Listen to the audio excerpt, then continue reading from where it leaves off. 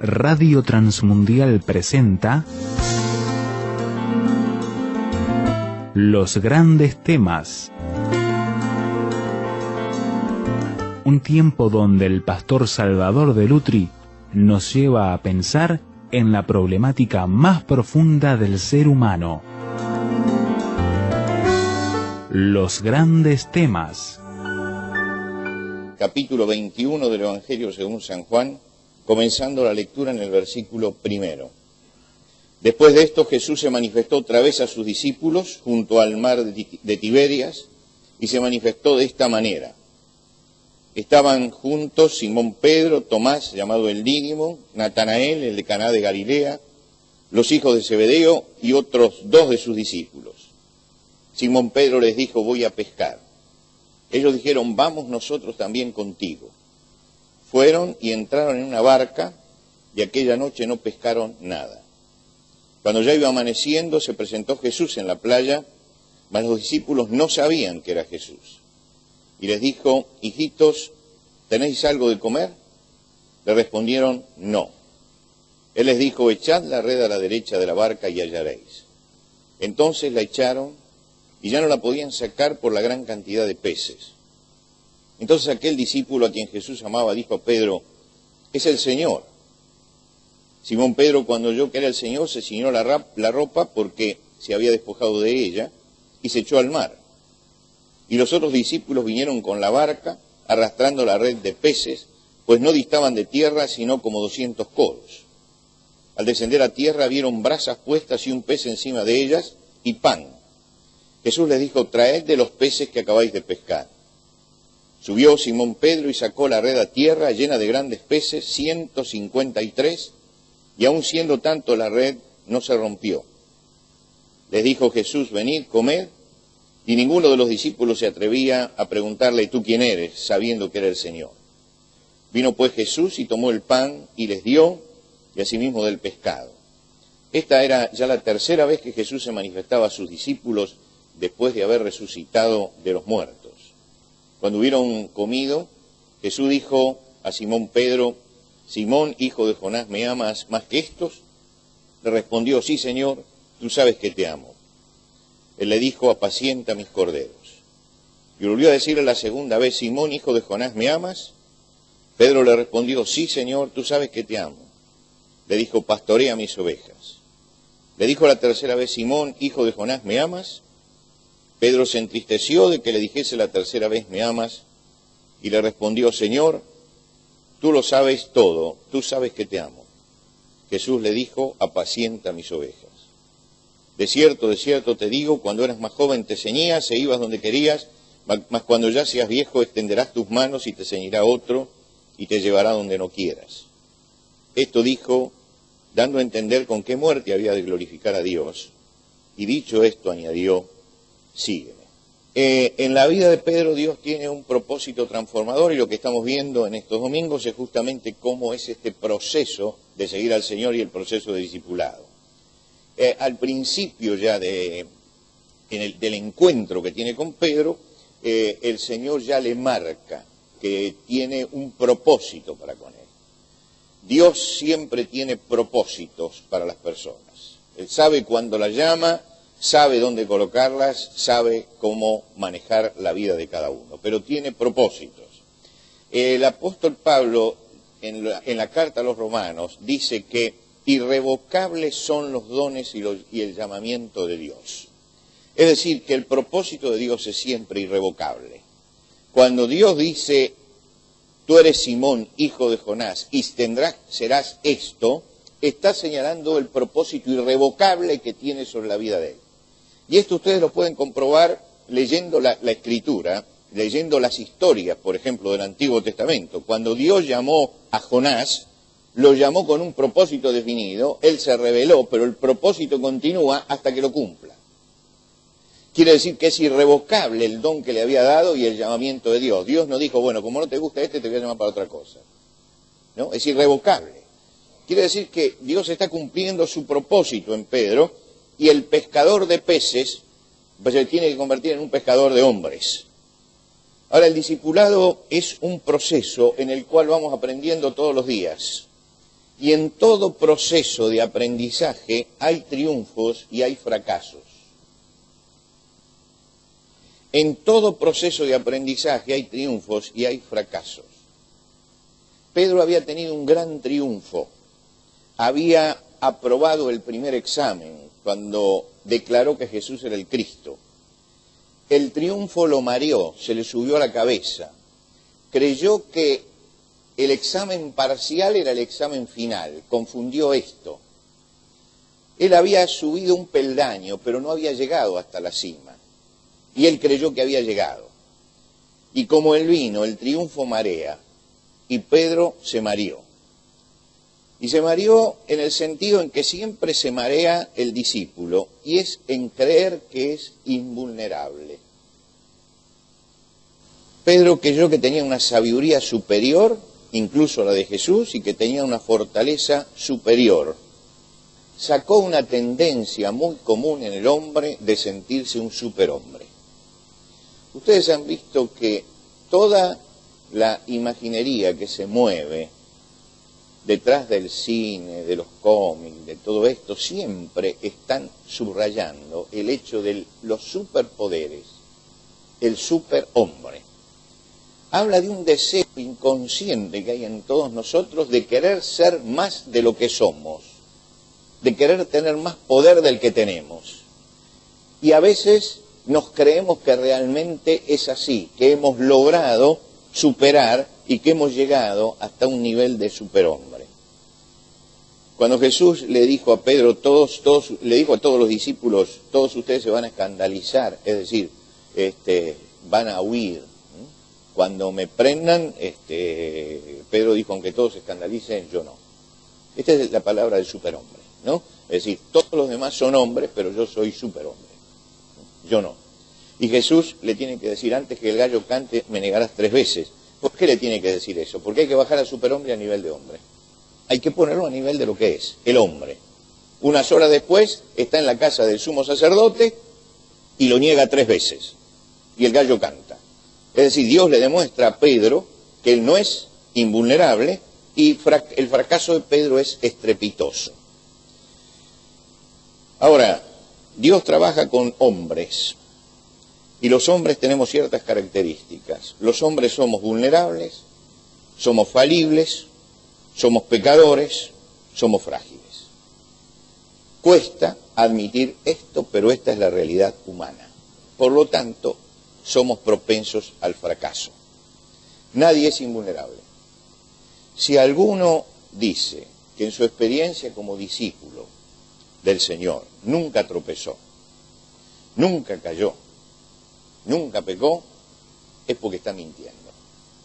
La realidad no es esa. No es esa. Miente. Todos en el proceso del discipulado tienen tropiezos, tienen caídas, tienen fracasos.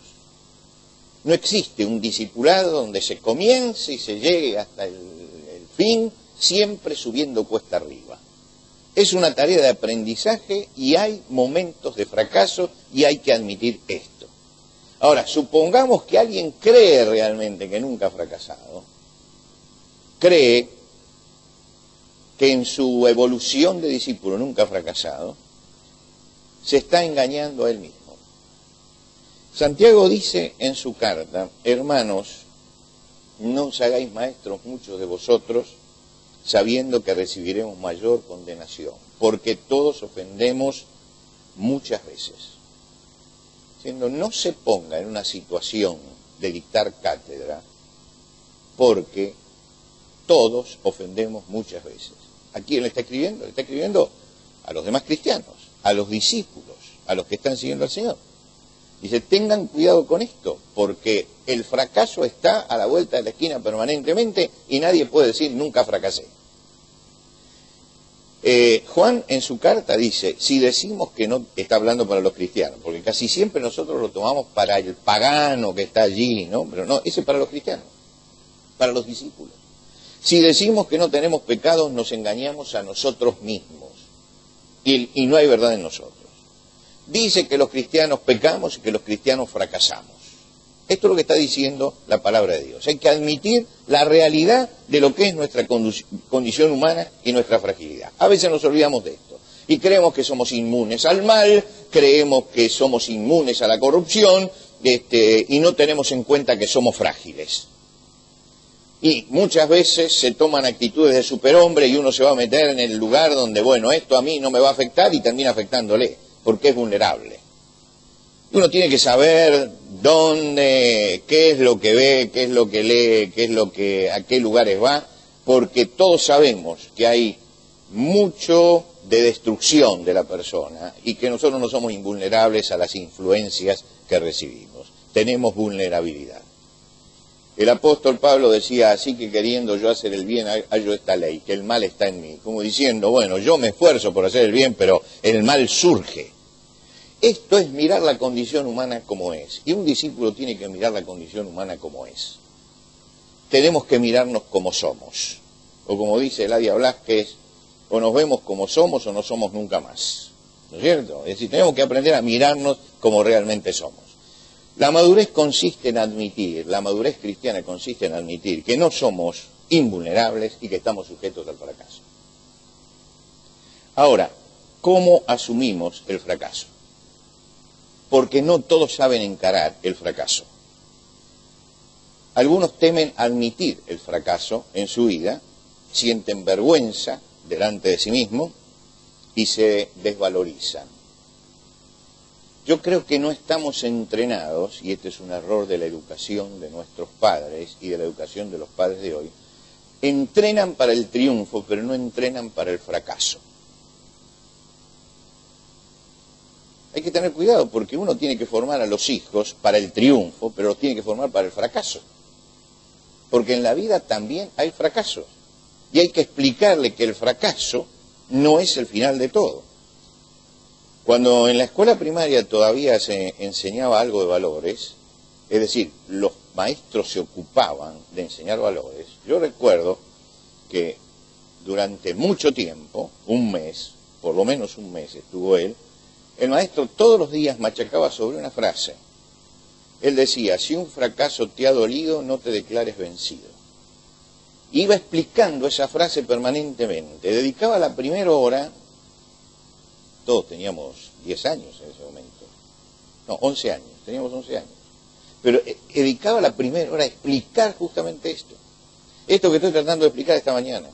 Que en la vida hay fracasos, pero que uno no tiene que dejarse vencer por el fracaso. Hay que formar para el fracaso. Hay que formar para el fracaso. Y tenemos que formar a nuestros hijos no solamente para el triunfo, sino también para el fracaso. Miren, la gran escuela de los niños es el juego. Mírenlo usted cuando juegan. Él está aprendiendo allí la vida. Observe si sabe perder. Observe eso, si sabe perder. ¿Qué reacción tiene cuando pierde? No interesa la reacción que tiene cuando gana. ¿Qué reacción tiene cuando pierde? Admite con sinceridad la derrota, acepta eso, mantiene la cordialidad con el que está enfrente. Esto es muy importante. Porque si no sabe perder y únicamente sabe ganar, va a ser un desgraciado toda la vida. Porque en la vida va a tener fracasos. Y muchas veces los padres lo forman para que ganen, pero no lo forman para que pierdan.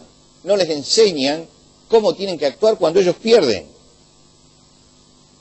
Si no sabe aceptar la derrota, si no sabe felicitar al adversario porque fue superior, si no entiende que eso no lo desvaloriza, porque él es humano y está al nivel de todos, si no se le enseña eso, le estamos enseñando el camino de la soberbia.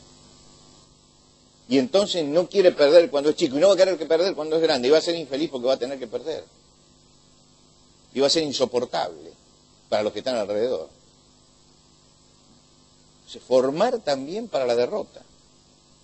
Nosotros tenemos acá un fracaso, es un hombre que fracasó. No se pregunta, ¿y cómo encaró el fracaso Pedro? Porque lo negó a Jesús.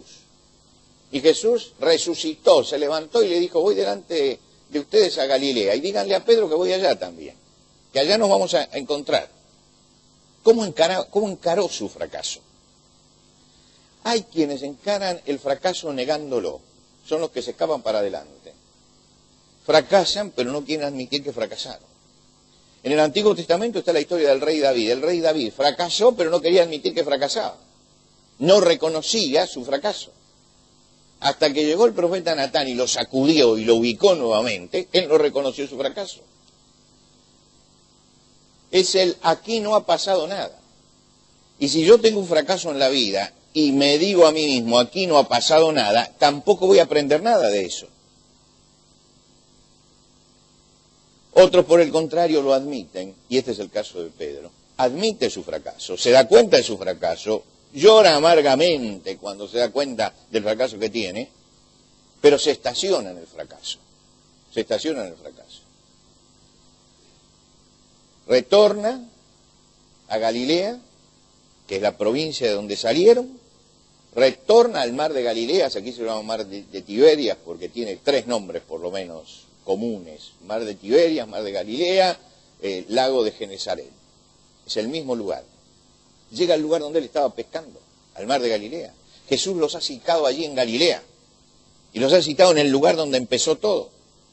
Y cuando él llega al mar de Galilea, él que dejó las redes para seguir a Jesús, llega a aquel lugar y llama a los demás y le dice: yo me voy a pescar. Y ese yo me voy a pescar, que es personal, al que se unen después los otros 6 que estaban con él, ese me voy a pescar, es la forma de decir: yo vuelvo a la otra vida, yo vuelvo a lo que dejé. Sí, me dijeron que tenía que dejar las redes para ser pescador de hombres, pero yo fracasé. Y entonces, si yo fracaso, yo no puedo ser pescador de hombres, tengo que seguir siendo pescador de peces. Y Pedro allí hace una regresión, regresa al principio. Él fue un pescador y allí está la barca, esperando, y Simón Pedro dice: voy a pescar. Pero él no está en Galilea para pescar. A él no lo convocaron para pescar. A él lo convocaron para encontrarse con Jesús. ¿Para qué hizo el viaje? Para encontrarse con Jesús, no para salir a pescar. Y esto habla de una forma de encarar mal el fracaso, de no darse cuenta que el fracaso no tiene que ser un retroceso. Pedro fue consciente de su fracaso, Pedro se arrepintió de su fracaso, lloró amargamente, pero sintió la frustración, y ese hecho de volver a pescar tiene un valor simbólico muy importante, porque está renunciando al trabajo del apostolado, está renunciando al servicio y se está estacionando en el fracaso. Yo no sirvo para eso. Pedro no alcanza a entender algo que es muy importante, que yo quisiera dejar, que el fracaso puede ser una rampa hacia el vacío, puede ser un escalón para ascender. Y que cada uno elige si el fracaso va a ser una rampa hacia el vacío o va a ser un escalón para ir un poco más arriba en nuestra vida espiritual. Pedro, con su actitud, está eligiendo que sea una rampa. Y la rampa hace así, lo lleva ¿a dónde? A 3 años antes. Y entonces Jesús le hace repetir la historia. ¿Se acuerdan ustedes que hablamos de la pesca? Cuando Pedro no pescó nada al principio, cuando recién conocía a Jesús, y se volvía y lavaba las redes amargado porque no había pescado nada esa noche y había fracasado. Ahora pega la vuelta y está en la misma situación esa noche y vuelve a no pescar nada. Es decir, la historia se repite. La historia se repite. Y es notable, él vuelve al pasado y Jesús lo vuelve al pasado también. Él vuelve al pasado a tirar la red y Jesús lo vuelve al pasado y no vas a pescar. Y esa noche trabajan infructuosamente y no sacan nada. Entonces aparece Jesús en la orilla. Y es interesante porque cuando llega Jesús, que está caminando en la playa, se presenta como un necesitado y desde la orilla entabla un diálogo con los que están allí en la barca, a los gritos con ellos. ¿Y cuál es la palabra, las palabras que Jesús dice? Jesús dice 2 frases únicamente, y 2 frases que los ubican a ellos donde están. El primer grito que pega para ellos es: hijitos, ¿tienen algo de comer? Y desde allá le tienen que decir: no.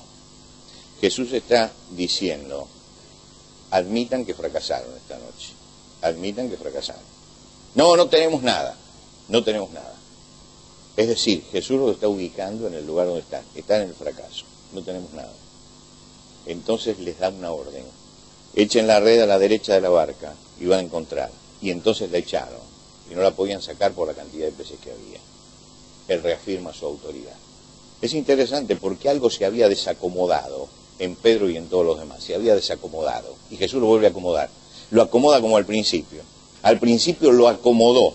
Pedro no pescó nada y Jesús fue y le dijo, echad la red. Y le mostró que él era el Señor y él tenía que obedecer. Y acá vuelve a hacer exactamente lo mismo. Repite la primera lección con muy pocas variantes, superficiales las variantes, pero está repitiendo exactamente lo mismo. Le repite a ellos,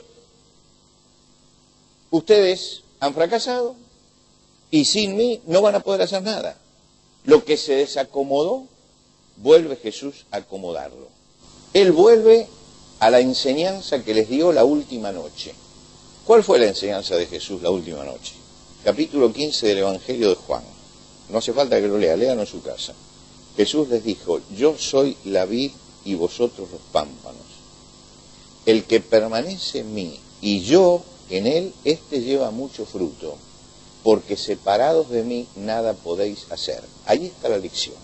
Ahí está la lección teórica. Acá está la lección práctica. El buen maestro sabe que tiene que pasar de la teoría a la práctica. Que no solamente hay que dar teoría, sino que hay que hacerle practicar al alumno para ver si aprende esto. Jesús pasa de la teoría a la práctica. En la teoría les dijo, yo soy la vida, ustedes son los pámpanos, estamos unidos vitalmente, sin mí no pueden hacer nada, porque la savia de la vida viene de mí. Ahora se lo está enseñando prácticamente en el mar de Galilea. Y le está diciendo, sin mí no pueden hacer nada. Y entonces él prepara la mesa, y comen, y tienen todo arreglado, y cuando tienen todo arreglado, y todos han comido, Jesús se acerca a Pedro y establece el último de los diálogos con el que él cierra el fracaso de Pedro. Cierra el fracaso. Con el que lo vuelve a ubicar a Pedro en su lugar. Y acá se muestra el amor de Jesús, que sabe que Pedro es un corazón sincero que está dolido. Es un arrepentimiento genuino el que tiene. Es un arrepentimiento genuino. Hay dos tipos de arrepentimiento. Los antiguos tenían dos palabras para designar los tipos de arrepentimiento. Hay un tipo de arrepentimiento donde yo me arrepiento por las consecuencias. Es decir, usted va a la cárcel y se encuentra con un montón de gente que le dice, yo estoy arrepentido, porque lo hice mal y porque estoy acá, pero si salgo lo voy a hacer mejor. Eso es un tipo de arrepentimiento. Pero él se está arrepentido no por lo que hizo, sino por las consecuencias que tiene. Es el arrepentimiento de Caín, que habla con Dios y dice, grande es mi castigo para ser soportado. Él no piensa en que mató a una persona, él piensa en el castigo que tiene. A eso se le llama atrición. Atrición. Es el arrepentimiento como resultado de las consecuencias que me trae. Eso no es un verdadero arrepentimiento, es un falso arrepentimiento. El verdadero arrepentimiento es la contrición. Cuando yo estoy arrepentido por lo que hice, no por las consecuencias, sino por lo que hice.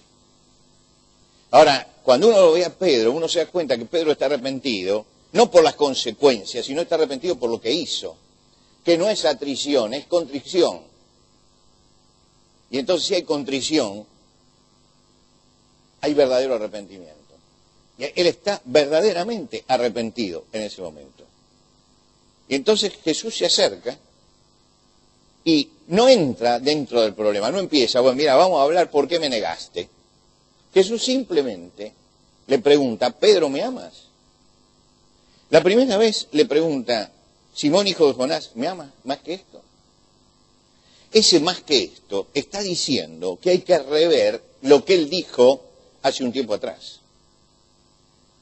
¿Me amas más que esto? ¿Por qué? Porque la expresión de Pedro frente a Jesús fue, aunque todos te negaren, yo no.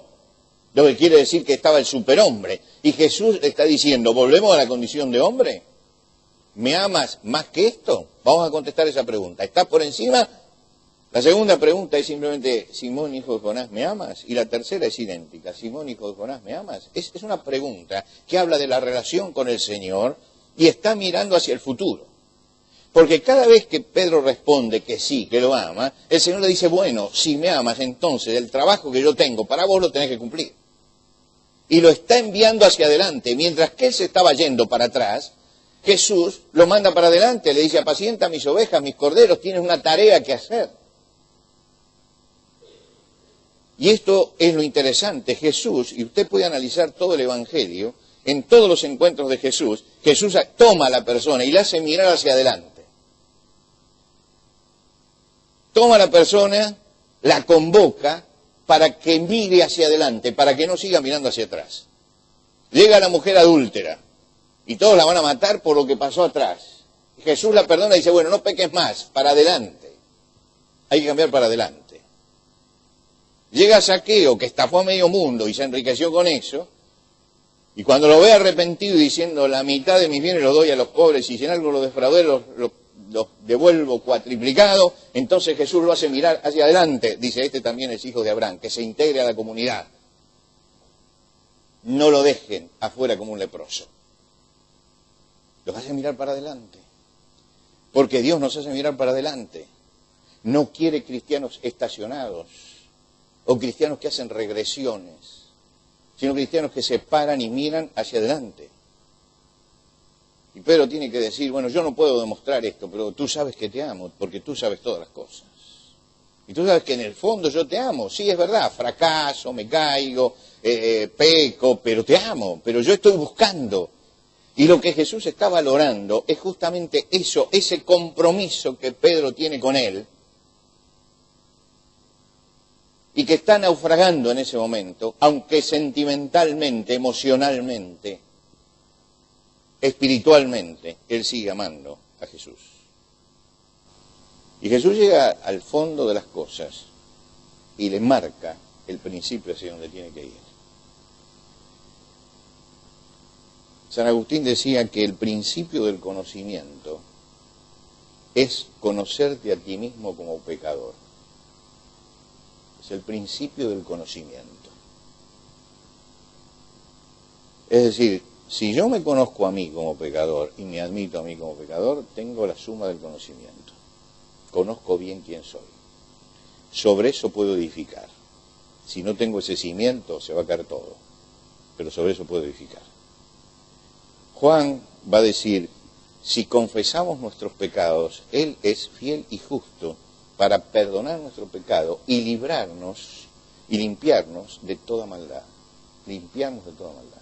Quiere decir que lo que Dios espera frente al fracaso es que la persona arregle las cuentas con Él y siga para adelante, no que se pare y se vaya para atrás.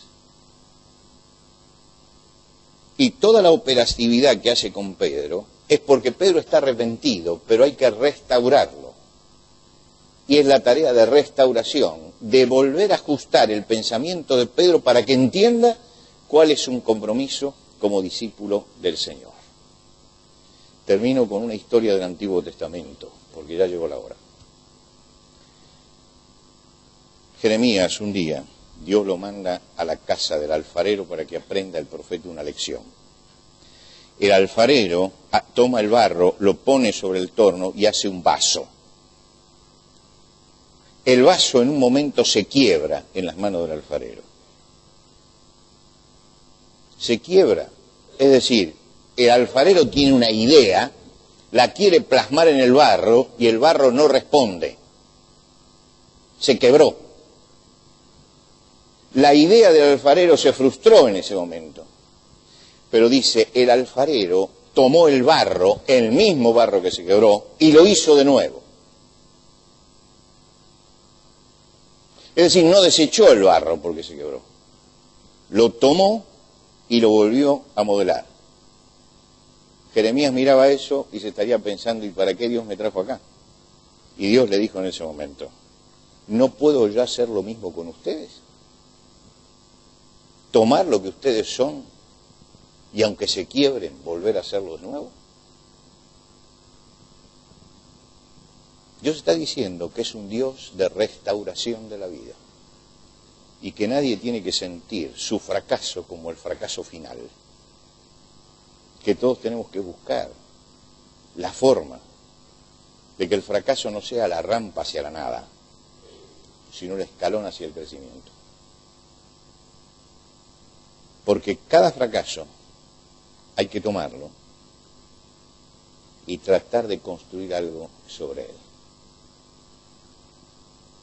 Un día en una escuela de Buenos Aires habían cometido una tremenda agresión contra un monumento que tenían. Eso que tienen los chicos de descabezar monumentos, habían descabezado un monumento nuevo. Habían puesto el monumento allí y a la noche fueron 4 vándalos y lo descabezaron. Entonces el director me dijo, dice, descabezaron el monumento, esta es una gran oportunidad.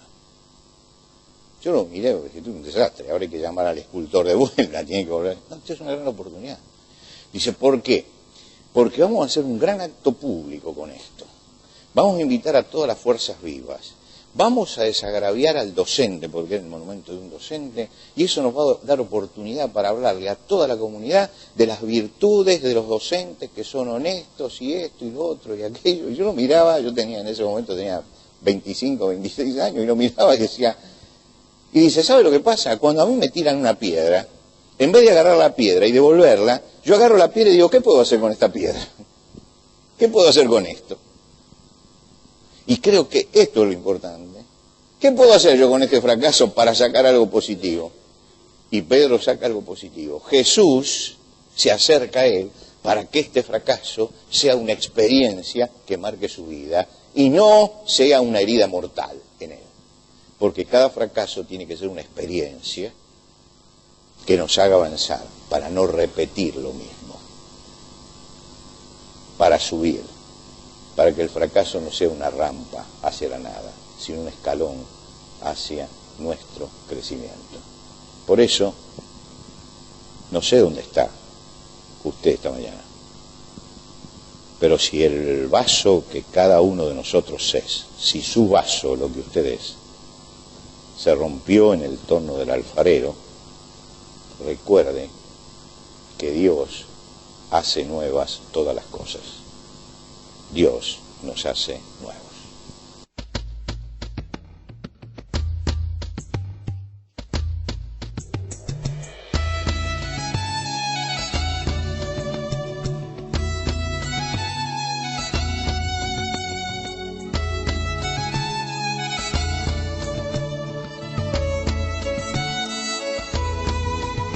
Antes de finalizar los grandes temas del día de hoy, les queremos dar los canales de comunicación donde usted puede entrar en contacto con el pastor Salvador de Lutri.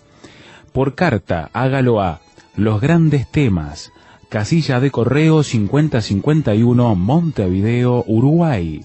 Los Grandes Temas, casilla de correo 5051, Montevideo, Uruguay. Y el correo electrónico, losgrandestemas@transmundial.org. losgrandestemas@transmundial.org. Nos encantaría escuchar de usted, saber cuáles son sus comentarios, preguntas, reacciones e inquietudes sobre el tema de hoy. Por ahora nos despedimos hasta otro espacio de Los Grandes Temas, una producción de Radio Transmundial.